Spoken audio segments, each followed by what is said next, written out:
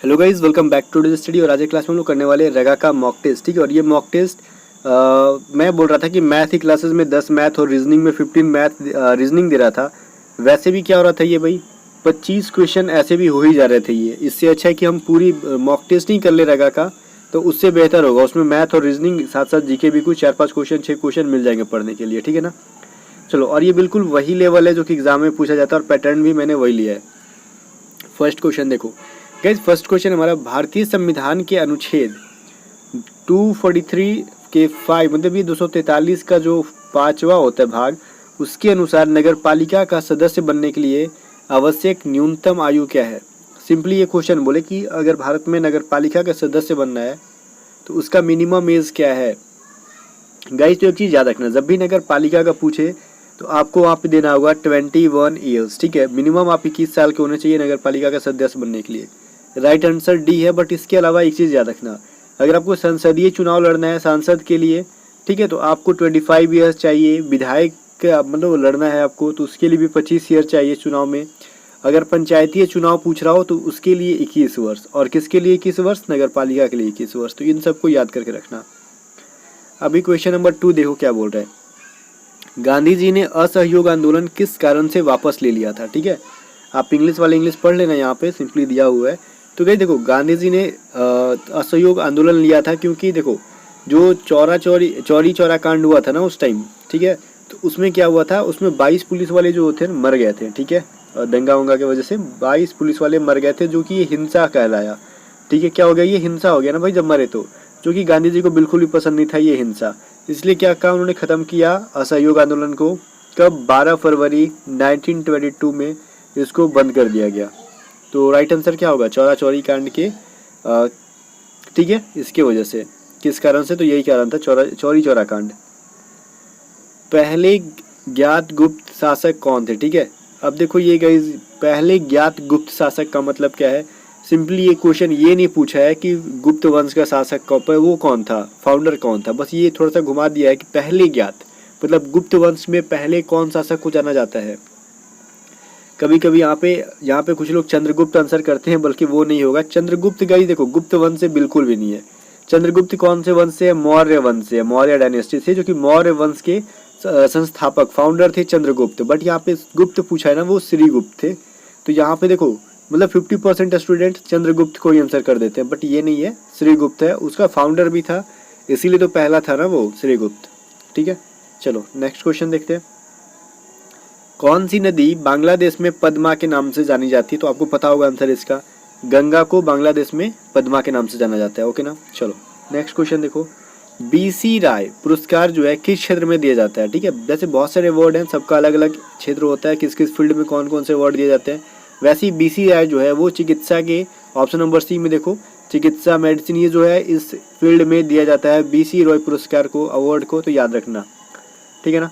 अभी देखो question number 6 है, 26 जनवरी 2020 को किस देश के राष्ट्रपति ने अतिथि के रूप में भारत का दौरा किया था। अभी जो इस बार का जो रिपब्लिक डे था, मतलब 26 जनवरी जो था, ये ब्राज़ील के आए हुए थे, वो प्रेसिडेंट थे। ठीक है ना, मतलब राष्ट्रपति थे, वो ब्राज़ील के थे। इनका नाम क्या था भाई, जेयर बोल्सोनारो। ठीक है ना, आप नेट पे देख लेना अगर आपको समझ में नहीं आ रहा है तो। जेयर बोल्सोनारो इनका नाम था। तो अजीब थोड़ा सा नाम तो होता ही है ना भाई फॉरेनर का, हमारे जैसा नहीं है राम श्याम मोहन। ठीक है, तो आप जाके एक बार देख लेना नाम अच्छे से क्या होता है।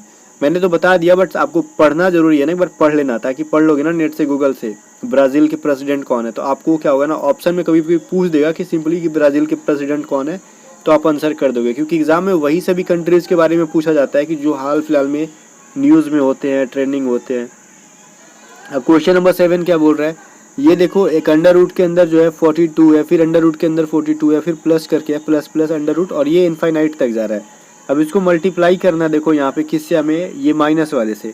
तो गाइस देखो, जब भी अंडर रूट के अंदर कुछ भी रहेगा, एक्स प्लस अंडर रूट के अंदर एक्स प्लस अंडर रूट के अंदर x plus dot dot infinite तक रहेगा। तो इस 42 को हम तोड़ेंगे, कंटिन्यू जो है जैसे तोड़ेंगे, देखो 6 × 7 मल्टीप्लाई करोगे तो क्या होगा 42। हमने 42 को तोड़ा 6 × 7 में। ठीक है ना, तो देखो जब भी प्लस वाला भाग रहेगा तो इसका पूरा का पूरा आंसर हो गया 6 × 7 हुआ, तोड़ा हमने इसको, लेकिन प्लस में है तो बड़े वाले को लेंगे 7। ठीक है ना, वैसे इसको भी हम 6 × 7 में तोड़ेंगे, और ये माइनस है तो छोटे वाले वैल्यू को लेंगे 6। ठीक है। तो अब इसको मल्टीप्लाई करना है, 7 इंटू 6 क्या हो जाएगा, 42 ही हो जाएगा। तो फाइनली आंसर हमारा यही हो गया ए। बट एग्जाम में कभी कभी ऐसे नहीं देके सिंपली इसी का वैल्यू पूछ देगा कि इसका वैल्यू क्या होगा, या फिर इसको नहीं देगा इस साइड वाले को तो इसका वैल्यू पूछ देगा क्या होगा। तो प्लस वाले को क्या होगा, 6 इंटू 7 में तोड़ेंगे तो बड़ा वाला पार्ट को आंसर करेंगे, और माइनस वाला पूछता है तो छोटे वाले पार्ट को आंसर करते हैं। बट यहाँ पे दोनों का मल्टीप्लाई पूछा है तो फाइनली हमारा 42 ही आ गया, 42 ही आ गया। ठीक है, चलो क्वेश्चन नंबर 8 देखो, सिंप्लीफिकेशन है जो कि आपके एग्जाम में पूछता है, पिछले साल से बड़ी पूछ रहा है ऐसा क्वेश्चन, ऐसा वाला क्वेश्चन। इसको सॉल्व करने पे बताओ क्या आता है। तो वीडियो को रोक के सॉल्व करो। अभी देखो ये वाला, सबसे पहले जो पूरा जो जो वो है बाई का मतलब डिवाइड कर रहा है पूरा जिसको, उसके ऊपर वाले को अलग सॉल्व कर लेंगे और नीचे वाले को अलग से सॉल्व करेंगे। सबसे पहले ऊपर वाले को सॉल्व करेंगे तो ये क्या हो जाएगा, 7/3 माइनस 13/11। ठीक है, इसको जब सॉल्व करेंगे तो क्या हो जाएगा, हमारे पास एलसीएम 33 हो जाएगा, ये 77 हो जाएगा, ये क्या हो जाएगा 13 इंटू 3 39। तो ये माइनस करोगे तो क्या हो जाएगा, ये करो, इसको माइनस करने पे हमारा गाइस हो जाएगा 38/33 हो जाएगा ना। हाँ करके देख लो, 38/33 हो जाएगा, ये माइनस हो गया 38 हो जाएगा। ठीक है, तो ऊपर वाले का वैल्यू आ गया 38/33। ठीक है, इसका कॉपी पे लिख लो कहीं 38/33 होगा, क्योंकि मेरा स्पेस नहीं है तो मैं इसको मिटाऊंगा लास्ट में, फिर लाऊंगा इसको। ठीक है, अब क्या करेंगे हम लोग, पूरे वाले को नीचे वाले को सॉल्व करेंगे। ठीक है ना, क्या नीचे वाला इतना है तो इसको सॉल्व के लिए करने का सबसे पहले ये सॉल्व करेंगे, फिर इसका जो वैल्यू आएगा उसको उल्टा करेंगे और इसमें सॉल्व करेंगे। तो चीज़ पता होगा आपको, बटा पे का जोड़ घटाव है। ठीक है ना, तो इसको देखो हम यहाँ पे सॉल्व कैसे करते हैं।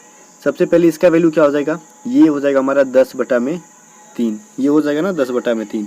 लेकिन ये जो है नीचे क्या होगा, उल्टा हो जाएगा, ये मतलब यहाँ हो जाएगा 10 और यहाँ हो जाएगा 3 हो जाएगा। ठीक है, क्योंकि 3 में 1 से मल्टीप्लाई करेंगे तो 3 ही होगा। तो अभी हो गया ये, तो ये क्या हो गया 10 इंटू 3 इक्वल टू 33/10। तो मतलब इसका वैल्यू हमारे पास आ गया 33/10। अब ये 10 कहाँ चल जाएगा, कट के ये यहाँ पे चला जाएगा, ये 10 बन जाएगा। तो मतलब ये बोले तो इसको हटा के हम क्या करेंगे 10/33, मतलब फाइनली इसको बोले तो 3 + 10/33 ये हमारे पास आया। 33 को इससे मल्टीप्लाई करो 99 में जब 10 ऐड करोगे तो 109/33 आता है। ठीक है ना, मतलब इनका वैल्यू आ गया 109/33, यही है ना। अब देखो यहाँ पे ध्यान दो, ऊपर वाले का हमारा वैल्यू क्या आया था, आपने कॉपी पे लिखा था ना, मुझे पता है 38/33 आया था, और इनका वैल्यू क्या आया 109/33। तो इसको हम जब डिवाइड देंगे 109/33 से तो ये क्या हो जाएगा, ये 33 कट जाएगा, बचेगा क्या हमारे पास 38/109। तो अभी देखो ऑप्शन नंबर ए में है। अब इसका जो है ना सिंप्लीफिकेशन का कोई शॉर्टकट नहीं होता है, बस आपको इतना कैलकुलेशन करना ही होगा। जितना फास्ट कैलकुलेशन करोगे उतनी जल्दी आंसर आएगी। क्वेश्चन नंबर 9 क्या बोलता है, एक कमीज का सूची मूल्य, मतलब देखो यहाँ पे मार्क प्राइस जो होता है ना, लिस्ट प्राइस मतलब मार्क प्राइस एमपी बोलते हो जिसको आप लोग, वो 440 रुपये हैं। ठीक है, यदि बोल रहा और एक ग्राहक उसके लिए 396 रुपये देता है तो छूट की दर क्या होगी। तो अब इसको वीडियो को रोक के सॉल्व करो। ठीक है, मतलब देखो मैं सॉल्यूशन बताता हूँ। उसकी मार्क प्राइस जो है दुकानदार ने 440 रुपये रखा है और उसने एक ग्राहक को बेच दिया 396 में, तो उसका सेलिंग प्राइस कितना हो गया 396।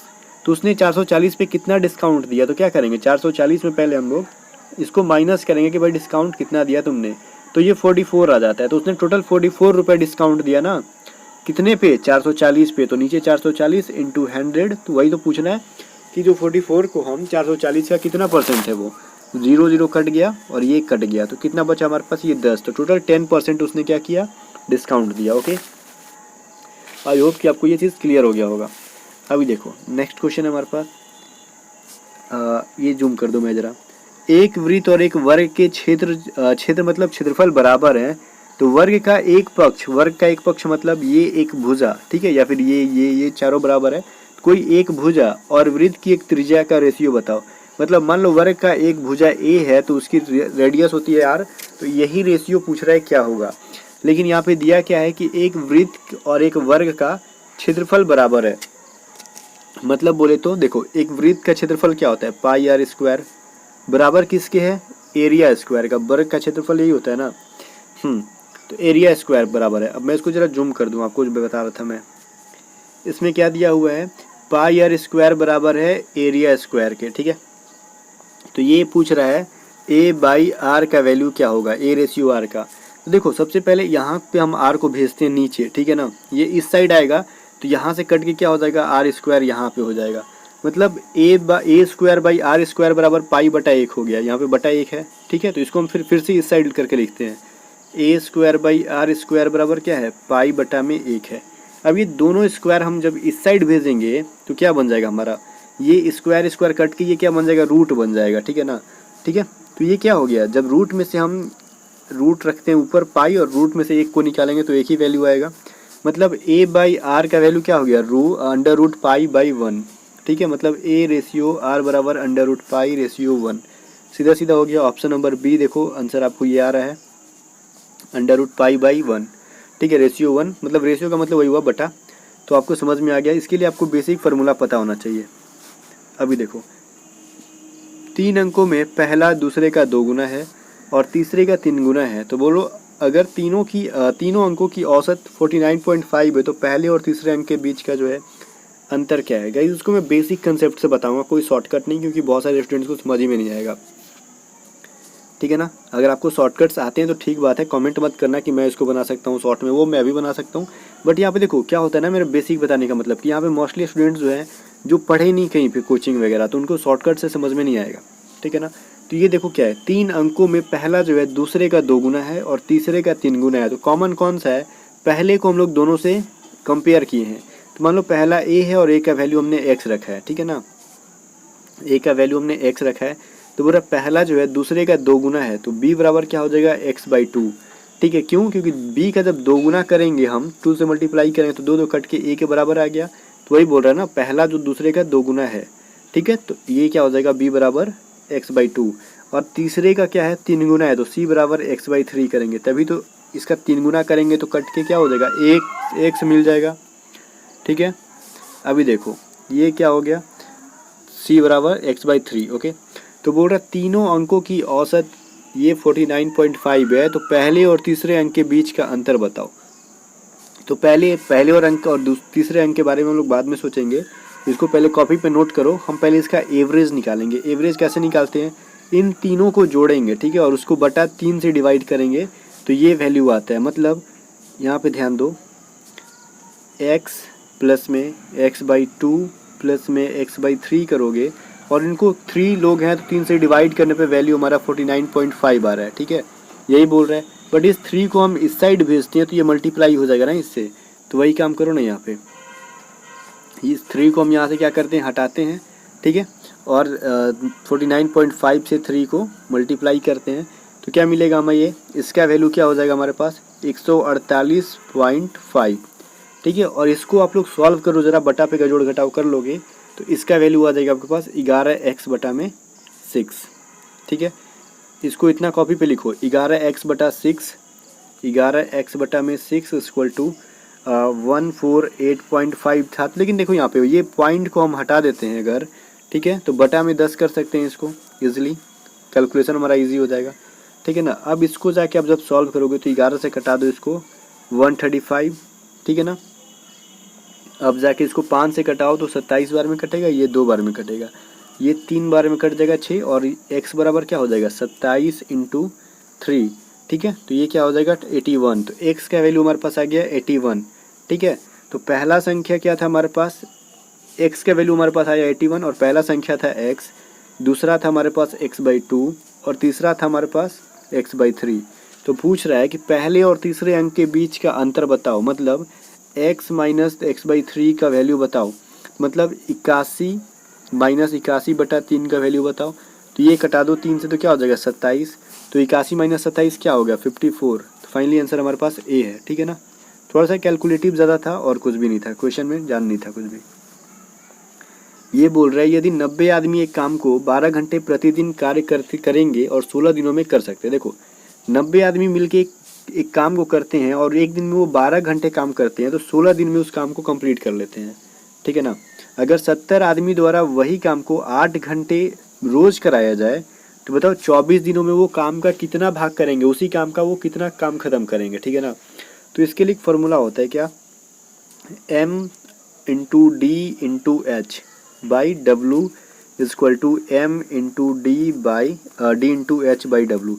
मतलब पहले वाले पार्ट का मैन कितने थे, 90 आदमी, डे कितना, उन्होंने कितना दिन किया, 16 दिन, और कितने घंटे किए, तो 12 घंटे, और टोटल वर्क तो पूरा काम किया एक भाग, तो ये हमें पता है कि ये पूरा काम था। अब ये क्या था, दूसरे साइड का 70 आदमी कितने घंटे उन्होंने काम किया, 24 दिन तक 8 घंटे काम किया, तो ये इसका वैल्यू निकालना है, तो इसको हम डब्लू का डब्लू रखेंगे और इसको यहाँ पे एक रखेंगे, ठीक है ना।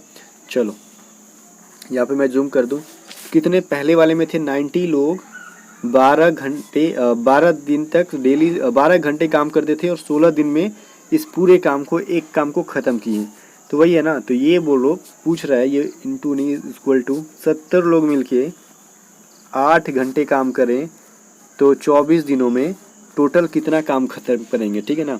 अब इसी को पूरा कटाओ, फिर जाके आपका आंसर आ जाएगा, ठीक है। तो ये क्या हो जाएगा, डब्लू को इस साइड भेजो और इस जो जितना बटा में उसको इस साइड भेजो। मतलब देखो डब्लू बराबर 70 इंटू 8 इंटू 24 बटा में 90 इंटू 12 इंटू 16, ठीक है। अब इतना तो बेसिक सी चीज़ें आपको करनी होगी, तो जब कट जाएगा तो इसका वैल्यू 7/9 आ जाएगा, ठीक है। अब इतना को आप कटा लो ऊपर नीचे करके, इतना तो कैलकुलेशन आप कर सकते हो।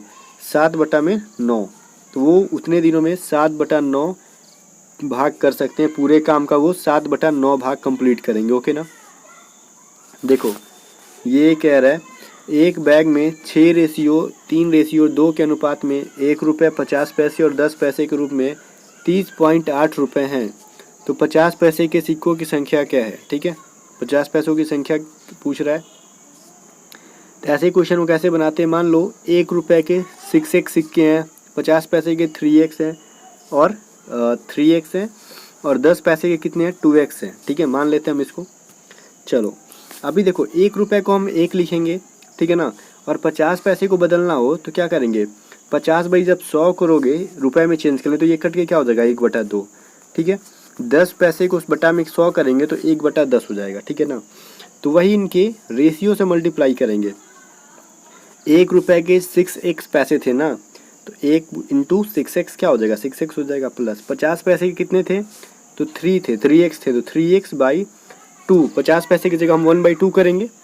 वही देखो 10 पैसे की जगह पे क्या करेंगे हम लोग, ये बताओ, 1/10 करेंगे। तो 10 पैसे के कितने थे, 2x थे, तो 2x/10 करोगे आप, तो टोटल कितने पैसे हैं, 308/10। क्यों, हम लोग दशमलव को नीचे करके 0 कर दिए, ठीक ना, 308/10। अब इसको आप सॉल्व करो, इसको जब सॉल्व करोगे टोटल को तो कितना आ जाएगा। अब इतना तो कैलकुलेशन कर सकते हो, यहाँ पे इनका एलसीएम क्या हो जाएगा बताओ, 10 ही हो जाएगा, ठीक है। ये क्या हो जाएगा भाई, 12 कर सकते हो आप, इनका ये 60 हो जाएगा, 60x, मतलब ऐसे करके आपको कैलकुलेशन करना है यहाँ पे सेल्फ, ठीक है, खुद से करना है, तो कैलकुलेशन आप कर सकते हो, मुझे उम्मीद है। तो इसको पूरा कैलकुलेशन करने के बाद, यहाँ पे स्पेस की वजह से मैं बोल रहा हूँ, इस बटा पे के जोड़ को जब पूरा कैलकुलेशन करोगे तो इनका वैल्यू क्या आ जाएगा आपके पास बताओ, ये आ जाएगा टोटल 77x/10, ठीक है।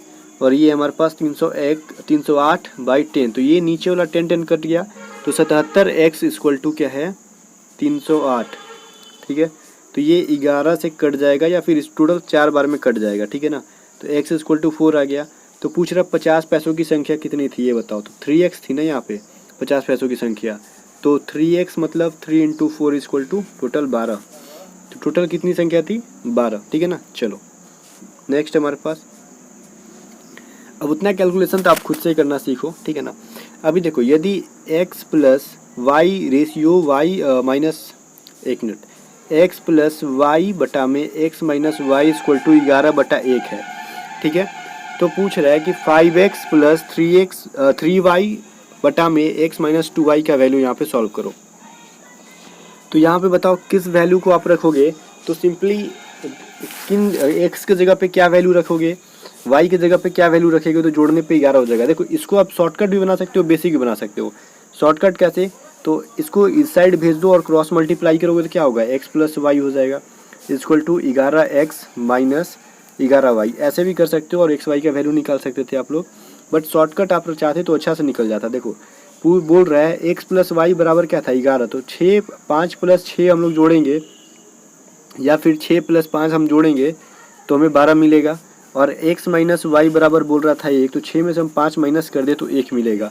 इसीलिए क्या करेंगे हम लोग, x बराबर 6 कर देंगे, y बराबर 5 रख देंगे और इनकी जगह पे हम लोग x की जगह पे 6 करके और y की जगह पे 5 करके इनका सॉल्यूशन निकाल लेंगे, ठीक है ना। तो देखो कैसे, तो x और y का वैल्यू हमने ऐसे भी निकाल लिया या फिर आप लोग क्रॉस मल्टीप्लाई करके भी निकाल लेते, जो मैं बता रहा था आपको। तो x इक्वल टू क्या है हमारे पास 6, y इक्वल टू क्या हमारे पास आया 5। तो इसकी जगह पे देखो x की जगह पे 6 रखेंगे तो 6 इंटू 5 क्या हो जाएगा 30, 30 प्लस में y की जगह 5 रखोगे तो क्या होगा 15।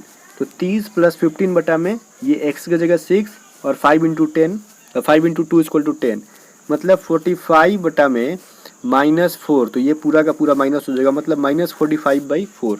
तो राइट आंसर क्या हो जाएगा सी, -45/4। यहाँ पे नेक्स्ट क्वेश्चन है हमारे पास, एक नाव 8 घंटे में 40 किलोमीटर धारा के विपरीत एवं 5 घंटे में वही दूरी धारा की दिशा में तय करती है, तो शांत जल में नाव की चाल घंटे में क्या होगी, ठीक है ना। मतलब चाल क्या होगी घंटे में पूछ रहा है। देखो धारा के विपरीत यहाँ बोल रहा है, मतलब ये अपस्ट्रीम बोलते हैं इसको, धारा के विपरीत 40 किलोमीटर्स 8 आवर में, मतलब 5 किलोमीटर पर आवर की स्पीड से ये जा रहा है, ठीक है। और वही जो है डिस्टेंस 40 किलोमीटर के डाउन स्ट्रीम, मतलब धारा की दिशा में ही 40 किलोमीटर को 5 आवर्स में जा रहा है, तो मतलब 8 किलोमीटर पर आवर की स्पीड से वो जा रहा है, ठीक है। तो ये पूछ रहा है शांत जल में नाव की चाल। तो शांत जल में नाव की चाल क्या होता है, D+U/T2 होता है। ये मैंने बोट एंड स्ट्रीम पढ़ाया था तो उसमें बताया था, तो मैथ 2020 प्लेलिस्ट में जाके देख सकते हो। तो D हमारे पास 8 और U है 5, तो 8 + 5/2 क्या होता है 13/2, ठीक है। तो 6.5 हमारे पास राइट आंसर हो गया। तो टोटल 6.5 हमारे पास आंसर हो जाएगा। ओके चलो अभी देखते हैं हम लोग नेक्स्ट क्वेश्चन, बट थोड़ा सा मैं ज़्यादा पतला हो रहा था ये पेन, तो मैं इसको चेंज कर रहा था, ठीक है। अभी देखो 16 नंबर क्वेश्चन है, एक कक्षा में ऊपर से कार्तिक का स्थान 17वां है और नीचे से 28वां है, तो कक्षा में कुल कितने विद्यार्थी हैं, ठीक है ना। एक कक्षा है, मान लो ये है, ऊपर से नीचे तक काउंट करा ना, तो मान लो ऊपर से जब हम काउंट करते हैं तो कार्तिक यहाँ बैठा है 17 नंबर पे आ रहा है, और जब नीचे से काउंट करते हैं तो ये 28 नंबर पे आ रहा है, ठीक है ना। टोटल कितने विद्यार्थी हैं, तो पहली बात तो ये देखो ऊपर से 17 और नीचे से 28, तो 17 + 28 कितना हो जाएगा ये बताओ, जोड़ के ज़रा देखो इसको कितना होता है। जब हम जोड़ते हैं तो ये हमारे पास क्या आता है 45 आ जाता है, ठीक है ना। चलो 45, तो 45 आया, बट यहाँ पे टोटल 45 आंसर नहीं होगा। क्यों नहीं होगा, क्योंकि हमने कार्तिक को 2 बार काउंट किया, एक बार 17 नीचे ऊपर से भी काउंट कर लिया और हमने नीचे से भी काउंट कर लिया। तो एक इंसान को 2 बार काउंट किया, तो 1 माइनस करो तो क्या हो जाएगा 44। तो राइट आंसर क्या है डी, मतलब टोटल यहाँ पे कितने स्टूडेंट हैं 44। अभी देखो ये बोल रहा है एक पंक्ति में 5 घर A B C और D और O हैं। A जो है B के दाएं और C के बाएं हैं, O जो है A के दाएं और B के दाएं हैं। तो यह बताइए कौन घर बीच में मध्य में है, ठीक है। तो देखो मैं सॉल्यूशन बताता हूँ, ठीक है। ये जो मान लो एक लाइन है, इसमें जो है A कहाँ पे है B के दाएं, तो मान लो B यहाँ पे है, तो इसके राइट साइड में कौन है A है, ठीक है। इसके राइट में A है और बोल रहा है C के बाएं है, तो A जो है C के लेफ्ट में, तो C यहाँ बैठेगा तब ना इसके लेफ्ट में आएगा, ठीक है। O जो है A के दाएं में है, तो A के दाएं में तो C है, तब इधर आएगा, इधर भी तो A का राइट ही में आएगा ना। तो चलो O यहाँ बैठ गया, और B जो है D के दाएं है, ये B किसके राइट में है, यहाँ पे D है और इसके राइट में D है, ठीक है। तो ये बताओ बीच में कौन है, तो ये 2 है और ये 2 है, तो बीच में कौन बचा है A है। तो राइट आंसर क्या हो जाएगा ऑप्शन नंबर बी में है A। अभी देखो क्वेश्चन है 18, एक व्यक्ति की ओर देखते हुए एक औरत ने कहा, उसके भाई का पिता मेरे दादाजी एक इकलौता बेटा है, ठीक है। यहाँ पे समझो उसका भाई का पिता मेरे दादाजी का होगा, यहाँ पे एक इकलौता बेटा है, ठीक है ना। एक की जगह पे यहाँ पे का कर देना, मेरे दादाजी का इकलौता बेटा है, तब पढ़ने में अच्छा लगेगा, ठीक है ना। एक पढ़ोगे तो मज़ा नहीं आएगा पढ़ने में। अभी देखो एक व्यक्ति की ओर इशारा करते हुए एक औरत ने कहा, उसके भाई का पिता मेरे दादाजी का इकलौता बेटा है। औरत उस व्यक्ति से किस प्रकार संबंधित है। देखो ये औरत क्या बोल रही है, इस व्यक्ति मतलब ये जो आदमी है उसके भाई का पिता, मतलब इस आदमी का भाई जो है उसके पिता जो है वो किसके दादाजी के, तो इस औरत के दादाजी के, मतलब इस वीमेन के दादाजी के इकलौते बेटे हैं। मतलब ये इंसान जो है इस वीमेन के दादाजी का इकलौता बेटा, तो ये इसके दादाजी कब हो जाएंगे, जब इसके फादर हो जाएंगे। तो इसका मतलब ये इंसान इसके भी फादर हैं, तब ना इसके फादर जो हुए इसके दादाजी हुए, ठीक है। तो इसका मतलब ये तीनों भाई बहन ही है। तो औरत उस व्यक्ति से, तो इस व्यक्ति से क्या इसकी बहन होगी, सीधे था सिस्टर होगी इसकी। नेक्स्ट क्वेश्चन देखो क्या है, 19 बोल रहा है इसको एक ग्रोसरी लिखा है, ऑनेस्ट है, इंडिया है, अर्न है, तो आगे जाके इन ऑप्शन से क्या होगा। तो ज़रा वीडियो को यहाँ पे पॉज करो, ठीक है, और जाके इसको सॉल्व करो कि क्या होगा राइट आंसर, ठीक है ना। तो यहाँ पे ये मत देखना ये आंसर नहीं है, मैंने लिख दिया, वीडियो को ज़रा रोको यहीं पे और इसको सॉल्व करो, ठीक है। देखो ग्रोसरी में टोटल कितने हैं, मैं जूम करता हूँ, 1 2 3 4 5 6 7 लेटर आए हैं इसमें, 1 2 3 4 5 6 6 लेटर आए हैं इसमें। इंडिया में 5 लेटर और इसमें 4 लेटर है, तो आगे वाले में 3 लेटर होना चाहिए जो कि लेग में है। तो राइट आंसर ये है, रीजनिंग है भाई, कुछ भी हो सकता है। राइट आंसर सी है। अब यहाँ पे कुछ लोग पता नहीं क्या क्या दिमाग लगा रहे होंगे, यहाँ पे GHI, तो यहाँ पे J होना चाहिए था, ऐसा दिमाग लगा रहे होंगे, बट वैसा नहीं है। यहाँ पे देखो क्या करा है 20 क्वेश्चन में, 19 26 45 71 116, तो अगला क्या होगा।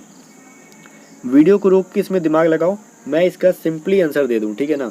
19 के बाद 26 है, 26 के बाद 45 है, तो 19 और 26 को जोड़ोगे तो क्या आएगा 45, मतलब पहले वाले को दूसरे में जोड़ो तो तीसरा आंसर आएगा, फिर दूसरे वाले को इसमें जोड़ो तो ये आंसर आएगा, फिर 45 71 को जोड़ो तो 116 आएगा। वैसे ही हम लोग 116 में 71 जोड़ेंगे तो 187 आ जाएगा, जो कि राइट आंसर डी है। सिंपल सा क्वेश्चन था। अब बोल रहा है देखो इन 21 नंबर में बोल रहा है नॉन वर्बल है, इसके बाद वाला फिगर क्या होगा, इसके बाद वाला फिगर को जरा ढूंढो, ऑप्शन है यहाँ पे। तो यहाँ पे वीडियो को रोक के ढूंढो, मैं आंसर बताता हूँ। देखो जाहिर सी बात है कि देखो पहले इसका मुंह इधर था, ठीक है, 90 डिग्री मुड़ा तो ऊपर के साइड गया, ये ऐसे गया, फिर अगली बार ऐसे मुड़ा, ठीक है, 1 मिनट, ऐसे नहीं मुड़ा, ऐसे मुड़ा, फिर देखो ये नीचे आया, फिर इधर गया, तो इस बार फिर कहाँ जाएगा, ऊपर जाएगा, मतलब ये ऊपर की तरह इसके 3 टांग ऊपर रहेंगे, जो कि ऑप्शन बी में और डी में है, ठीक है ना। बी और डी में इसके तीनों टांग ऊपर की साइड है, बट बी होगा कि डी होगा ये बताओ। तो देखो मैं लॉजिक बताता हूँ। पहले वाले में ये देखो जो डार्क सर्कल है बाहर है, और इसमें भी डार्क सर्कल बाहर है, 2 बार बाहर है, और तीसरी बार में क्या है, बीच में आ गया है, सर्कल जो है बीच में आ गया। वैसे देखो इसमें भी बाहर है और दूसरे में भी बाहर है, तो तीसरी बार कहाँ आएगा, बीच में आएगा, तो जो कि राइट आंसर डी हो जाएगा, ठीक है ना। चलो क्वेश्चन नंबर 22 में देखो क्या बोल रही है, 22 में बोल रहा है ये ऐसे है, ऐसे है, ऐसे ऐसे, तो उसके बाद क्या होगा यहाँ पे, इनमें से कौन सा राइट आंसर होगा। तो वीडियो को रोक के दिमाग लगाओ, मैं डायरेक्ट सॉल्यूशन पे आता हूँ, ठीक है। पहले वाले में देखो क्या है, 1 और आधा, दूसरे वाले में 2 और आधा, तीसरे वाले में 3 लोग हैं, मतलब इसमें से इसमें कितना जोड़ा है, ये तो पहले से ऑलरेडी 1 और आधा थे, इसमें एक और जोड़ दिया हमने, मतलब इसमें हमने कितना जोड़ा, 1 जोड़ा, तो ये एक लाइन बन गया। और इसमें देखो ऑलरेडी 2.5 लोग थे, इसमें 3 हो गया, मतलब इसमें आधा जोड़ा है, मतलब इसमें 1 जोड़ा है और इसमें क्या जोड़ा है, आधा जोड़ा है, ठीक है। फिर देखो 3 से इसमें 4 हुए, मतलब इसमें 1 जोड़ा है, और 4 से 4.5 हुए, मतलब आधा जोड़ा है। तो इस बार आधा जोड़ा है ना, तो इस बार अगली बार हम लोग 1 जोड़ेंगे तो कितना हो जाएगा, ये 5 लोग हो जाएंगे और एक आधा इंसान रहेगा, ठीक है। आधा तो रहेगा ही, 4 में हमने 1 और ऐड कर दिया, तो 5 बड़े बड़े लोग और एक छोटा इंसान। राइट आंसर क्या हो जाएगा, डी हो जाएगा, ठीक है। चलो यहाँ पे देखो कुछ लोग बोलेंगे ना कि इसमें ये वाला होगा, ऐसा नहीं होगा, ठीक है ना। देखो ऑलरेडी इसमें से 1 जोड़ा गया है, इसमें आधा जोड़ा गया है, इसमें 1 जोड़ा गया है, इसमें आधा जोड़ा गया है, तो अगली बार 1 जोड़ा जाएगा, तो पूरा एक लाइन जोड़ो वहाँ पे। क्वेश्चन नंबर 23 में क्या हो जाएगा, 23 में देखो यहाँ पे वीडियो को रोक के मैं डायरेक्ट सोल्यूशन पे आऊँगा।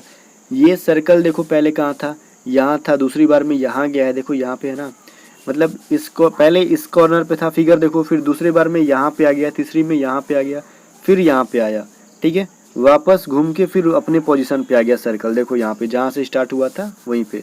तो इस बार कहाँ जाएगा, तो फिगर वाले में ऐसा में सर्कल यहाँ पे होना चाहिए, और इसमें जहाँ भी यहाँ पे फिगर है सर्कल वो राइट आंसर हो जाएगा। तो राइट आंसर कौन सा है, डी। डी में यहाँ पे सर्कल है, बाकी कुछ लॉजिक देखना ही नहीं था, इतने से हमारा आंसर आ जाता। बाकी तो और लॉजिक है बट देखने की जरूरत नहीं है उसमें, ठीक है। अब बोल रहा है देखो इसको जरा देखना ध्यान से, बोल रहा है ना ये क्वेश्चन जब पढ़ोगे तो पता चलेगा। ये देखो ये एक कंप्लीट फिगर है, ये मतलब 1 2 3 4 5, ये 5 फिगर है ना, उनमें से कौन डिफरेंट है ये पूछ रहा है पांचों में। ये क्वेश्चन पढ़ने के बाद पता चलेगा। तो देखो इन सभी में आप डिफरेंट चुनो कि इन दोनों का रिलेशन कैसे है, इन दोनों का कैसे है, इन दोनों का रिलेशन कैसे है। वीडियो को रोक के अब मैं डायरेक्ट जो है सॉल्यूशन पे ही आ जाता हूँ कि कैसे कैसे क्या क्या हुआ, ठीक है ना।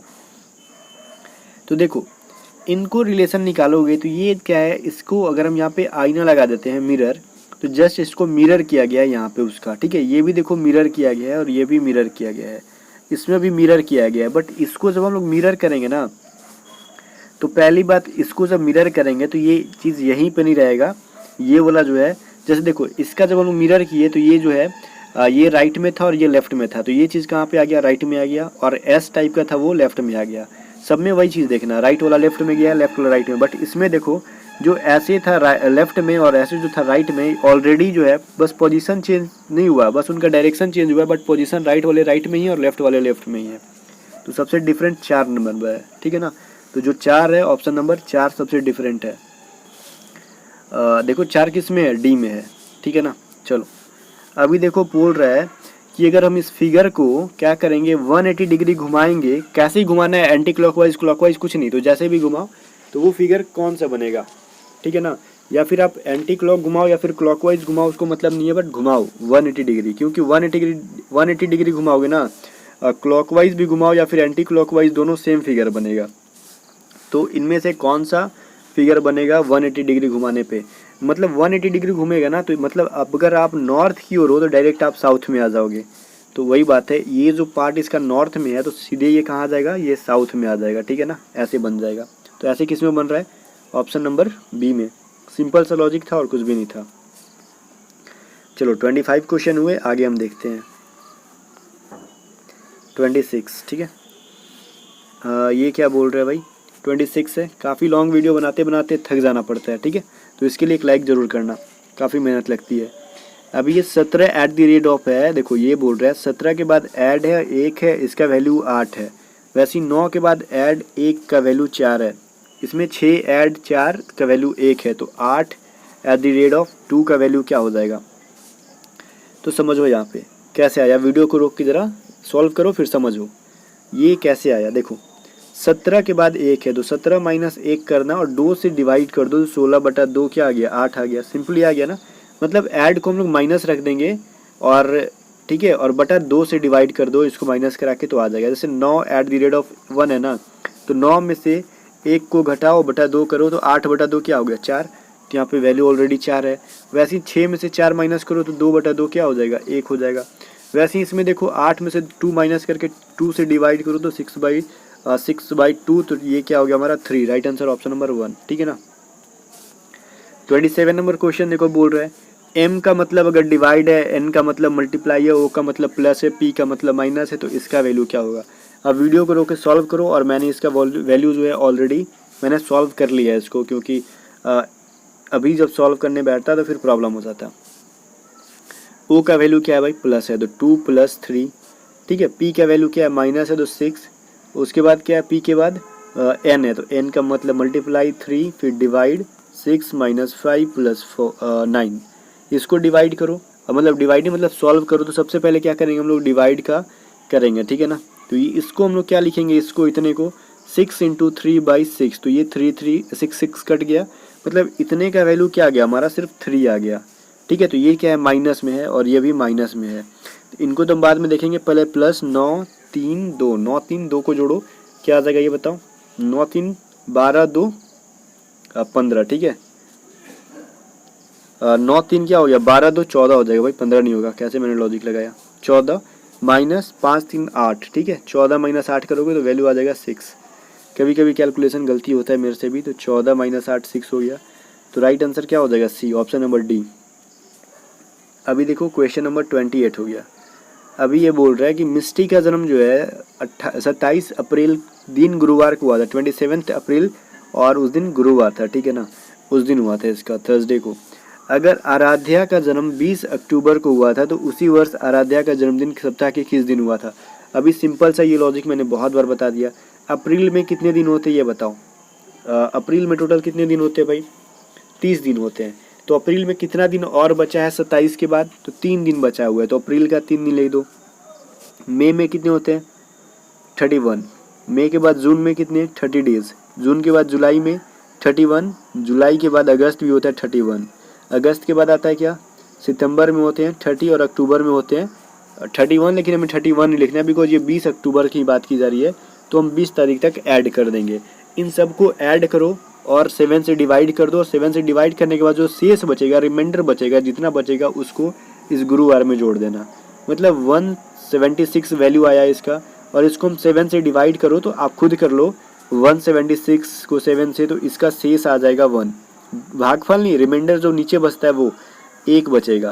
तो 1 को हम लोग गुरुवार में जोड़ो, मतलब थर्सडे में तो क्या होता है फ्राइडे, एक दिन बाद फ्राइडे होता है, तो राइट आंसर फ्राइडे हो जाएगा।